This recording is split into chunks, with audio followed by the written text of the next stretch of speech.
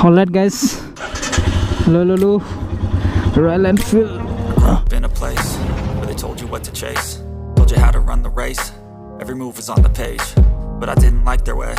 Had to fight and misbehave. What's up guys? Welcome back to my YouTube channel. Mane kesto ki hol aji Royal Enfield showroom goi asu. Royal Enfield ekhon notun bike launch koise Himalayan Scram 411 aru he bike khon aji cholabo kane goi asu aru apnar loga agot share korim কেনকা হয় কেনকা ধৰণৰ লাগে চলাই test ride কৰিবলৈ গৈ আছো আৰু হে বাইকখন মানে স্ক্ৰাম্বলাৰ বাইক হয় ৰয়েল এনফিল্ডৰ স্ক্ৰাম্বলাৰ বাইক নাছিলে আগত আৰু এখন ৰিসেন্টলি লঞ্চ কৰিছে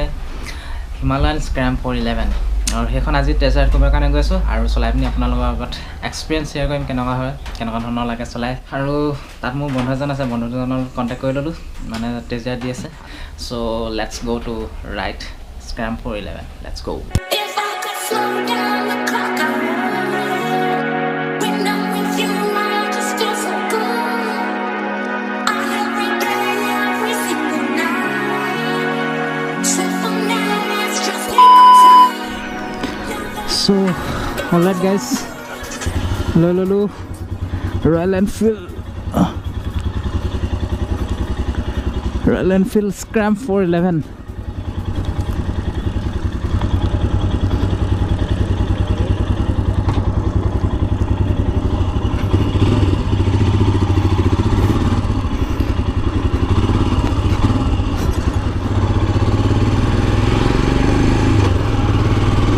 So alright guys, Lolo 411 Scram মানে একেবাৰে লোৱা নাই টেষ্ট ড্ৰাইভ কৰিবৰ কাৰণে লৈছোঁ আৰু এখন হিমালয়ানৰ second copy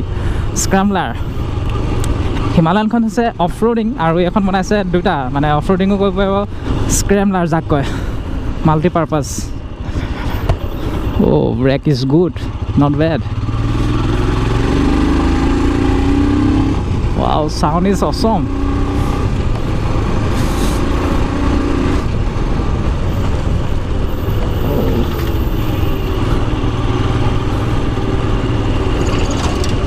I think both sides have ABS.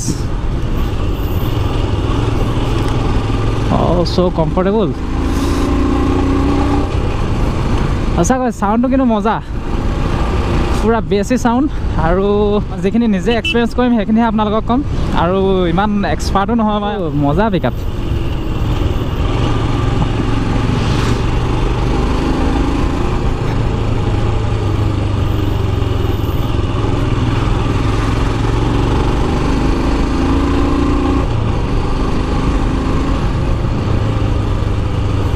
অকমান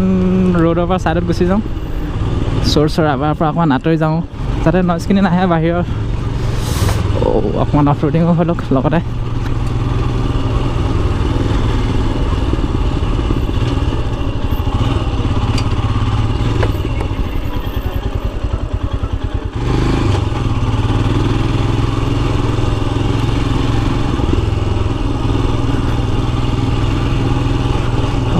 পুৰা ইঞ্জিনৰ হিটটো আহি গ'ল ইমান পটকে গৰম হৈ গ'ল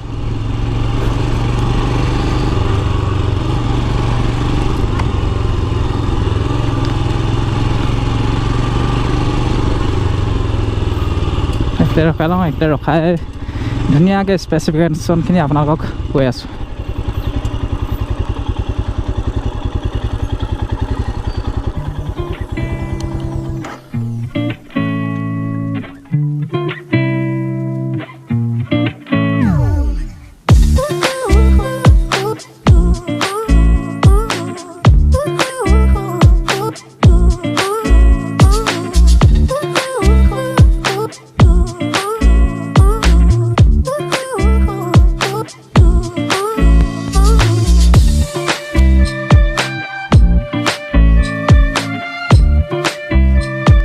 guys এইখনে হৈছে হিমালয়ান স্ক্ৰাম 411 হিমালয়ান মানে ৰয়েল এনফিল্ডৰ নতুন লঞ্চ কৰিছে এখন স্ক্ৰাম 411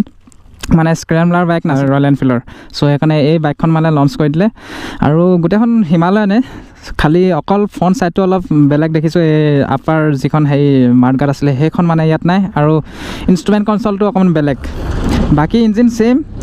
411 cc 24.3 bhp আৰু 32 নিউটন মিটাৰ টৰ্ক প্ৰডিউস কৰে এখন বাইকে আৰু ৰিয়াৰ চাইডৰ টায়াৰটো ছেইম একদম হিমালয়ানৰ নিচিনা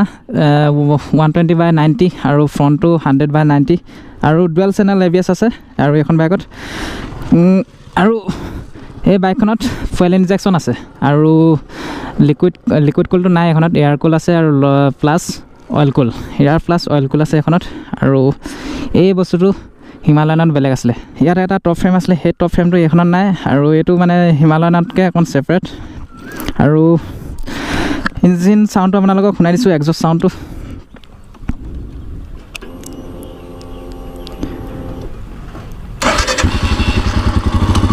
পুৰা বেছি চাউণ্ড হয়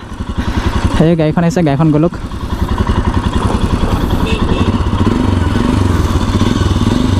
পুৰা বেছি চাউণ্ড শুনিছেনে পুৰা বেছি চাউণ্ড আৰু চলাবলৈ বহুত কমফৰ্টেবল মজা লাগিলে মানে চলাই আৰু পিকআপটো পটককৈ পিকআপটো লয় আৰু এইটো বেকলাইটটো LED আছে ফ্ৰণ্টটো হেল'জেম্প আৰু ইনষ্ট্ৰুমেণ্ট কনচলটো অকণ বেলেগ টেকমিটাৰটো ইয়াত নাই আৰু এইখনে অভাৰঅল বাইক চাই লওক আৰু টেষ্ট ৰাইড কৰিব পাৰিব আৰ্চাৰ্চিঙত আহি আৰ্চাৰ্চিঙৰ যিটো ৰয়েল এনফিল্ডৰ ডিলাৰ আছে তাত আহি টেষ্ট ৰাইড কৰিব পাৰিব টেংকটো আছে 15 লিটাৰ টেংক আৰু ছিটটো বহুত কমফৰ্টেবল ছিংগল ছিট বহুত কমফৰ্টেবল হয় মানে ট'ৰিঙৰ কাৰণে অফ ৰ'ডিঙৰ কাৰণেও বেয়া নহয় ট'ৰিঙৰ কাৰণে মজা হ'ব আৰু এইখনে বাইক এতিয়া ব'লক গৈ থাকোঁ আৰু এই বাইকখনৰ এক্স'ৰুম প্ৰাইচ হৈছে 2,03,000 পৰা 2,08,000 টকালৈকে মানে 7টা কালাৰ আছে কালাৰৰ ওপৰত ডিপেণ্ড কৰি দামটো হ'ব আৰু কাৰ্বৱেট হৈছে 185 kg চ' গাইজ এই বাইকখনৰ আৰু এটা ডিফাৰেঞ্চ পাইছোঁ হিমালয়ানৰ লগত হিমালয়ানতকৈ মানে 10 mm শ্বৰ্টাৰ ছাছপেনশ্যনটো আৰু যিটো ফ্ৰণ্ট হুইল আছে সেই ফ্ৰণ্ট হুইলটো 20 mm কম আছে হিমালয়ানৰ এই ছাইডটো মানে আপৰাইট আছে বেছি আপৰাইট হেণ্ডেলডালো বেছি আপৰাইট হয় এইখনতকৈ চ' সেইটো আছে মেজৰ ডিফাৰেঞ্চ আৰু বাকী ইঞ্জিন ছেইম আৰু চলাবলৈ বহুত মজা